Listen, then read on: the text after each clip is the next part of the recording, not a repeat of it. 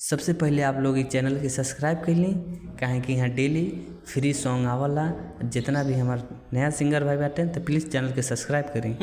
पड़ाका छूटे बम बम, पड़ाका छूटे बम, पड़ाका छूटे बम बम, पड़ाका छूटे बम। नमस्ते प्रणाम, एक बार फिर से राइटर ऑफिशियल चैनल में आप सभी का स्वागत बा। आज हम बहुत ही हिट गाना लेके आए बानी, छठ पूजा के गाना। दिवाली में मस्त गाना बा, बहुत ही हिट गाना बा। दिवाली में जैसे भी ये भी गाना बज सकला बा कि छठ पूजा गाना, स्पेशल छठ पूजा गाना, बहुत ही हिट गाना बा। हमके आशा ना पूरा विश्वास बा आप लोगन के जरूर पसंद आई। तब जितना भी भाई हमारा चैनल पर नया बाटे प्लीज़ चैनल के सब्सक्राइब करी। और ये गाना ट्रैक पे बा कि बिहार के लइका मस्त मस्त, बिहार के लइका मस्त। आप लोग जरूर सुने, बहुत हिट चलत रहा है। यही ट्रैक पे लिख के आयल बाटे, बहुत ही हिट सॉन्ग। तो चलिए बिना टाइम वेस्ट के लिए शुरू कर जाए आज के वीडियो, देखल जाए आज के वीडियो कैसन बा।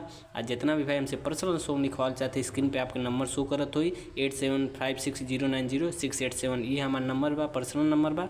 आप कॉल करके बात कर सकेनी और व्हाट्सअप भी कर सकेनी। तो चलिए बिना टाइम वेस्ट के लिए शुरू कर जाए आज के वीडियो। और कि नया नया कपड़ा लिया है ये होला गल, सब कर दौरा कि नहाए होला गल। ए नया नया कपड़ा लिया है ये होला गल, सब कर दौरा कि नहाए होला गल।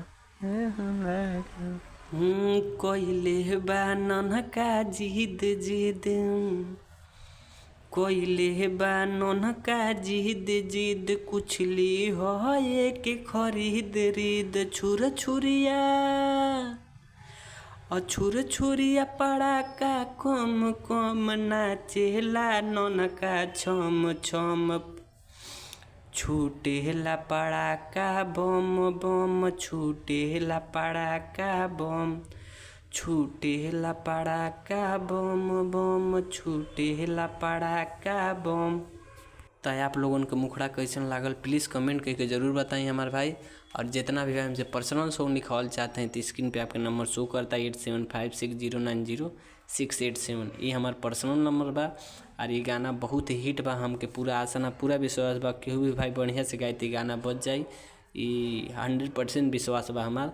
तो चलिए बिना टाइम वेस्ट कर अंतरा शुरू कर जाए। और जितना भी भाई चैनल पे नया बाटे तो प्लीज़ वह रोज़ के रिक्वेस्ट बा हमार भाई चैनल के सब्सक्राइब करनी। चलिए बिना टाइम वेस्ट के लिए शुरू कर जाए अंतरा। अंतरा देखल जा कैसन बा ताही सुनल जा अंतरा। अरे पूजा के सामान सारा आज ले आई, लिख ले हब परचा में और कुछ ना भूलाई। पूजा के सामान सारा आज ले आई, और लिख ले हब परचा में और कुछ ना भूलाई। कि जोनी करी हो तू बहाना, दे दी है माई खजाना। कि ननका के छोड़ी हो ना संग संग, पैसा पड़े ना कम कम। छूटेला पड़ाका बम बम, छूटेला पड़ाका बम, छूटेला पड़ाका बम बम, छूटेला पड़ाका बम। तो चलिए अंतरा कैसन लागल प्लीज़ कमेंट करके ज़रूर बताएं। और जितना भी भाई नया चैनल पे नया बाटे तो प्लीज़ चैनल के सब्सक्राइब कर ली। आपके छोट भाई है तो अपने भाई के सपोर्ट करी। आप खातिर डेली इतना मेहनत करें तो प्लीज़ वीडियो को लाइक करी और कमेंट करके ज़रूर बताएं अगला गाना हमारा कोना ट्रैक पे आवे, कोना म्यूजिक पे आवे। प्लीज़ ज़रूर कमेंट करके बताए, चाहे हिंदी हरियाणा पंजाबी कोनो भी ट्रैक रहे आप कमेंट करी, हम ज़रूर ऊपर भोजपुरी गाना लेके आए। और जितना भी भाई हमसे पर्सनल सॉन्ग लिखवाल चाहते हैं तो आप स्क्रीन पे आपका नंबर शो करते हुई तो आप ये नंबर पे हमसे संपर्क कर सकेनी 8756090687। आपके बार बार शो करत हुई तो आप ये नंबर पे हमसे पर्सनल सॉन्ग लिखवा सकेनी। तो चलिए बिना टाइम वेस्ट कर लिए शुरू कर जाए लास्ट अंतरा। हाँ, और जितना भाई गाना में चाहत है नाम आवे तो प्लीज़ कमेंट करी। हमारा राहुल भाई कमेंट कर ले, राहुल कुशवाहा भाई कमेंट कर ले रहना है कि भैया हमारा नाम है। तो भाई के नाम बा, अगर आप लोग चाहते हैं कि हमारो गाना में नाम है तो अपन नाम कमेंट करी, अगला वीडियो में आपके नाम जरूर आई, ये हमारा वादा बा। चलिए बिना टाइम वेस्ट के लिए शुरू कर जाए लास्ट अंतरा। घाटे पर राहुल जाके डीजे बजाई है, हरे काका लागी जोई की राज हो बतई है घाटे पर राहुल जाके डीजे बजई है।